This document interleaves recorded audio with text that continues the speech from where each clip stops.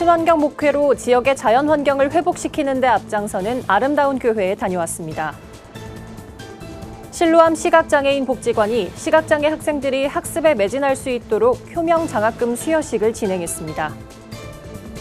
이스라엘 문화를 경험할 수 있는 이스라엘 하우스를 찾아가 봤습니다. 수도권 지역의 기독교 총연합단체들과 건강한 경기도 만들기 도민연합이 연대해서 건강가정기본법 개정에 반대하는 성명서를 발표했습니다.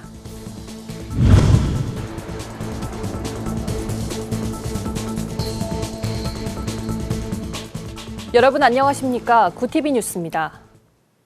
악취로 사람들의 발길이 끊긴 하천을 관리해 주민들의 쉼터로 회복시킨 교회가 있습니다. 하나님이 창조한 자연을 회복시키고자 20년 넘게 유용 미생물 연구로 환경 목회를 실천해왔다고 하는데요.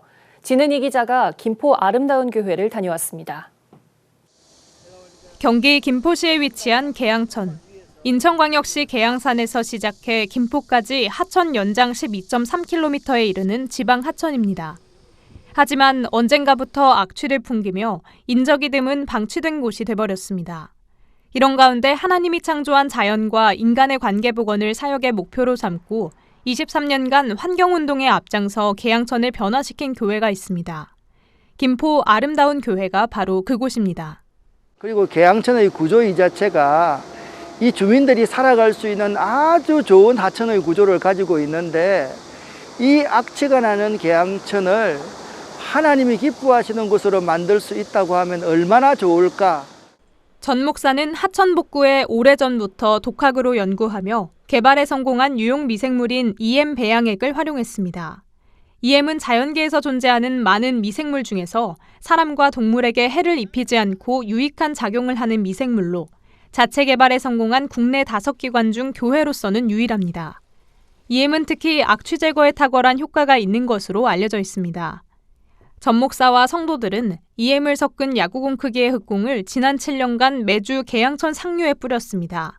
미꾸라지도 방생하며 인간과 자연이 공생할 수 있는 환경을 만들고자 노력해왔습니다.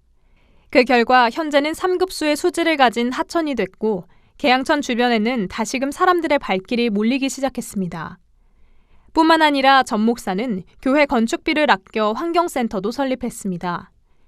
이곳에서는 유기농업 연구와 교인들이 직접 가꿀 수 있는 텃밭, 친환경 양계 농가를 운영하고 있습니다. 마찬가지로 EM 배양액을 뿌려 농가 특유의 배설물 냄새도 없앴습니다. 우리가 말하는 EM뿐만 아니라 자연에서 나오는 종균들을 이용해서 농사법에 활용하는 교회도 우리 교회이거든요. 이 미생물을 통해서 양계도 하고요.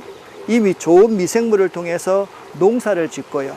또 이 좋은 미생물을 우리의 생활 중 모든 곳에 활용하여서 우리의 건강에까지 연결할 수 있게끔 저희들이 미생물 농법. 전 목사는 연구를 통해 얻게 되는 결과물과 방법은 해외 선교사, 농어촌 교회, 은퇴 후 사회 참여가 어려운 이들을 위해 공유할 계획이라며 다음 세대를 위해 하나님이 창조하신 아름다운 자연을 온전히 물려줄 수 있도록 최선을 다하겠다고 전했습니다. 죽어가는 계양천을 되살린 아름다운 교회의 작은 실천처럼 환경을 생각하며 지역사회와 더불어 성장하는 교회들이 많아지길 기대해봅니다. 구티비 뉴스 진은입니다. 시각장애인들의 경우 공부를 하고 싶은 열정이 있더라도 학습에 어려움을 겪는 경우가 많습니다. 값비싼 보조기구의 도움 없인 스스로 공부를 이어가는 게 쉽지 않기 때문인데요. 시각장애인 학생들이 경제적 문제로 어려움을 겪지 않도록 44년째 장학금을 지원하는 곳이 있어 찾아가 봤습니다. 하나은 기자입니다. 실로암 시각장애인 복지관이 차세대 리더를 양성하고 시각장애 학생들의 자립을 돕기 위한 2021 효명 장학금 수여식을 진행했습니다. 이번 수여식에서는 국내 시각장애 대학생 15명에게 장학금 약 4,900만 원이 전달됐습니다. 우리 시각장애인들이 이제 발전을 해서 그야말로 이 세상을 그야말로 아름답게 바꿔놓는 그런 멋있는 세상을 만들어가는 거. 실로암 시각장애인 복지관이 시각장애 학생에게 장학금을 지원한 건 햇수로 44년째입니다. 1978년 전국 맹학교 성가 경연대회를 열어 맹학교 학생들에게 약 3억 5천만 원의 장학금을 전달한 것을 시작으로 지금까지 1,390명에게 총 21억 8,500만 원가량의 장학금을 지원했습니다. 실제로 학생들은 실로암 시각장애인 복지관의 지원을 통해 꿈을 키워갈 수 있었다고 말합니다. 연세대학교 시스템생물학과 3학년에 재학 중인 저시력 시각장애인 조은혜 씨는 학습 자료를 음성으로 변환해주는 600만 원 상당의 점자 정보 단말기를 제공받은 것이 가장 큰 도움이 됐다고 밝혔습니다. 제가 전공책이 이제 너무 글씨가 작아서 이제 제 눈으로 보는 데 있어서도 피로감이 너무 심했었는데 실로암 장애인 복지관에서 보조기구를 지원받아서 원활하게 읽을 수 있게 된 것도 너무 큰 도움을 받은 부분이기도 하고요. 한국교원대학교 역사교육학과 3학년에 재학 중인 최형락 씨는 효명 장학금을 받은 선후배들의 모임 효명 리더스 클럽에서 선후배 간 정보 교류를 하는 시간이 가장 좋았다고 꼽았습니다. 올해는 예를 들면 그 시각장애인 학생들이 대학 생활할 때 필요한 엑셀 활용법 교육을 듣기도 했고요. 아니면 시각장애인으로서 이렇게 미국으로 유학을 가셔가지고 교수가 되신 선배님의 강연을 듣는 시간도 있었습니다. 복지관 측은 시각장애 대학생들이 장애로 인해 꿈을 포기하지 않고 학업을 이어갈 수 있도록 끊임없이 지원하겠다며 이들이 또 다른 시각장애인 후배들에게 도움이 되는 리더로 양성되길 바란다고 전했습니다. 구티비 뉴스 하나은입니다. 성경엔 이스라엘의 수많은 문화들이 기록돼 있습니다. 성지순례를 가지 않고선 사진이나 영상으로만 볼 수 있었던 이스라엘 문화를 이제는 우리나라에서도 직접 보고 체험할 수 있게 됐다는데요. 부산 이스라엘 하우스를 부울경본부 이진우 PD가 취재했습니다. 형형색색 수놓아진 깃발들이 보입니다. 유월절, 추mak절 등 이스라엘의 대표적인 절기를 성경 속 내용 그대로 재현해 놓은 모습입니다. 이스라엘의 문화를 쉽게 이해할 수 있도록 현지의 물건들을 전시해 놓은 이곳은 부산에 위치한 이스라엘 하우스입니다. 전시관은 성막과 성전, 종교, 교육 등의 주제로 분류돼 관광객의 이해와 관람을 돕습니다. 박영국 원장은 그동안 이스라엘의 정보를 알기 위해선 주한문화원의 도움을 받아야 했다며 이곳을 통해 현지의 문화를 직접 경험하는 건 한국교회 성도들이 성경을 이해하는 데도 큰 도움이 될 것이라고 말했습니다. 부산에도 이런 이스라엘 문화원 역할을 할 수 있는 것이 있으면 좋겠다라고 생각하는 중에 제가 아닌 다른 분에 의해서 처음 이스라엘 하우스라는 이름으로 이제 부산에 세워지게 되었어요.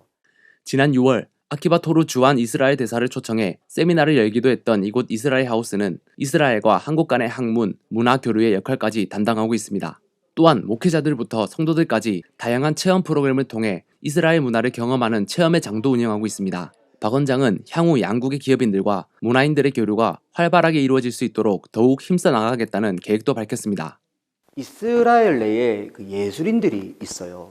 미술하시는 분들이라든지 음악하시는 분들이 있으면 그분들을 초청해서 한국에 소개한다든지 혹은 한국의 문화를 좀 알릴 수 있는 전통 국악이라든지 태권도 무술이라든지 이런 것들을 이스라엘 내에 가서 알리는. 현재 부산은 거리두기 4단계가 시행되고 있어 이스라엘 하우스는 예약 운영제로 들어갔지만 비대면 프로그램을 통한 세미나와 이스라엘 한국 기업인 초청 세미나를 통해 활발한 운영을 이어가고 있습니다. 부울경에서 구티비 뉴스 이진우입니다. 서울과 인천, 경기도 기독교총연합회들과 건강한 경기도 만들기 도민연합이 함께하는 수도권 기독교연합연대가 26일 건강가정기본법 개정안에 반대하는 내용의 성명서를 발표했습니다. 국회 앞에서 진행된 성명서 발표 이후 연대는 더불어민주당 당사 앞에서 건가법 개정안을 포함한 평등법 등의 철회를 요구하며 당사 담당자에게 성명서를 전달했습니다. 송도 주사랑교회가 8월 22일부터 29일까지 여의도 양화 잠원 등 한강공원 10곳에서 국가회복을 위한 거리두기 1인 예배를 진행합니다. 참여 성도는 집에서 가까운 한강공원에 나가 마스크 착용과 5m 간격을 준수하면서 오후 5시부터 8시까지 개인적으로 기도하면 됩니다. 송도 주사랑교회 장산길 목사는 몸은 떨어져 있지만 다른 성도들과 동시간대 함께 예배한다는 의미가 있다며 한국의 모든 기독교인이 하나님 앞에 회개하고 간구하는 시간이 되길 소망한다고 말했습니다.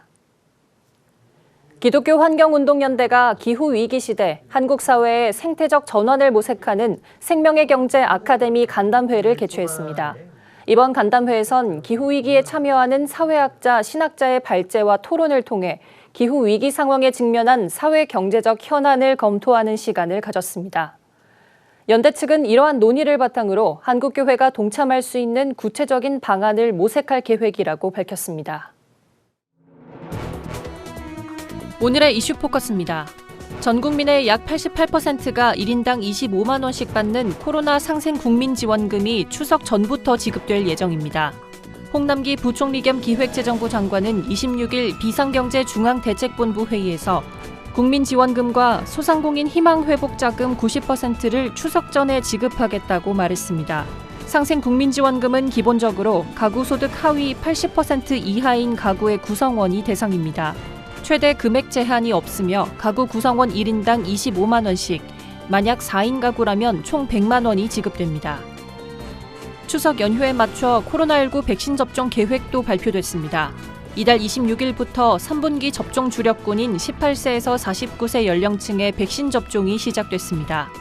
대상자는 화이자 또는 모더나 백신 중 하나를 전국 위탁 의료기관과 예방접종센터에서 맞게 됩니다. 다만 29일까지는 화이자 백신이 먼저 투여됩니다. 정부는 9월 19일부터 시작되는 추석 연휴 전까지 전 국민의 70% 3만 600만 명에 대한 1차 접종을 마치겠다는 계획입니다. 양부모의 학대로 숨진 16개월 영아 정인양의 양외 할머니가 경찰에서 무혐의 처분을 받았습니다. 26일 경찰에 따르면 서울경찰청 여성 청소년 수사대는 양외 할머니 A씨가 아동학대 방조, 살인 방조 혐의로 고발당한 사건을 혐의 없음으로 지난달 중순 검찰에 송치했습니다. 임현택 대한소아청소년의사회 회장은 지난 1월 A씨를 살인 방조 등 혐의로 서울 남부지검에 고발했지만 검찰에서 사건을 넘겨받은 경찰은 혐의와 관련한 정황은 발견하지 못한 걸로 전해졌습니다. 후반기 한미 연합지휘소 훈련이 26일 오후 종료됐습니다. 군 당국에 따르면 한미는 지난 16일부터 휴일을 제외하고 방어 반격 연습 등 계획된 시나리오대로 훈련을 진행했습니다. 올해 훈련은 코로나19 돌파 감염과 한반도 안보 상황 등으로 참가 인원이 대폭 축소됐습니다. 올해 전작권 전환 시기를 도출하겠다는 정부 계획 역시 무산됐고 미래 연합사령부의 완전 운용 능력을 검증하는 연습도 내년으로 미뤄지게 됐습니다.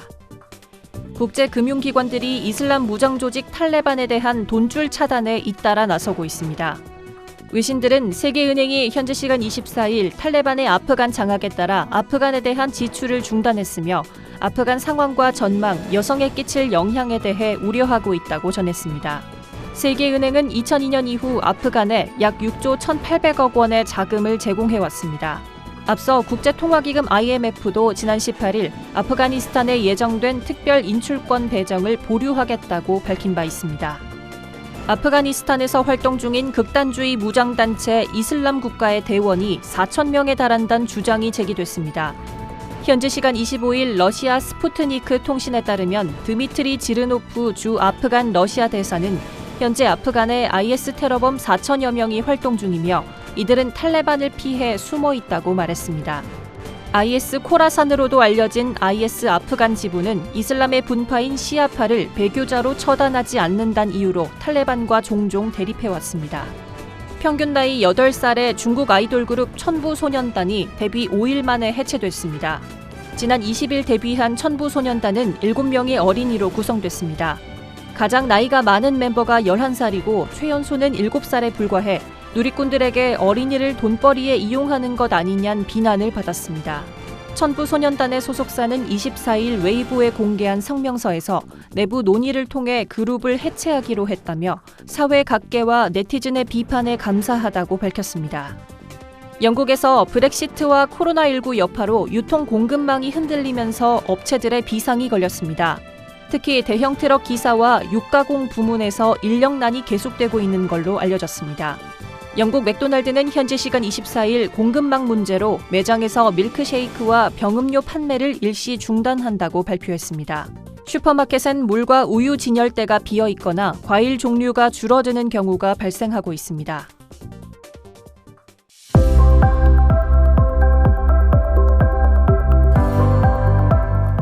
오늘은 전국이 대체로 흐리고 대부분 지역에 비 소식이 있습니다. 수도권과 충남 서해안, 전남권에선 새벽부터 비가 시작돼 낮부터 전국으로 확대되겠습니다. 아침 최저 기온은 20에서 24도, 낮 최고 기온은 25도에서 31도로 예상됩니다. 날씨였습니다. 요즘 들어 자연 파괴로 인한 기후변화와 재난 등의 소식이 부쩍 찼습니다. 이런 때에 친환경 목회를 추구하는 이른바 녹색교회들의 노력이 지역사회에 기여할 뿐만 아니라 환경까지 살리는 밑거름이 되고 있습니다. 이상으로 뉴스를 마칩니다. 오늘도 함께해 주신 여러분 고맙습니다.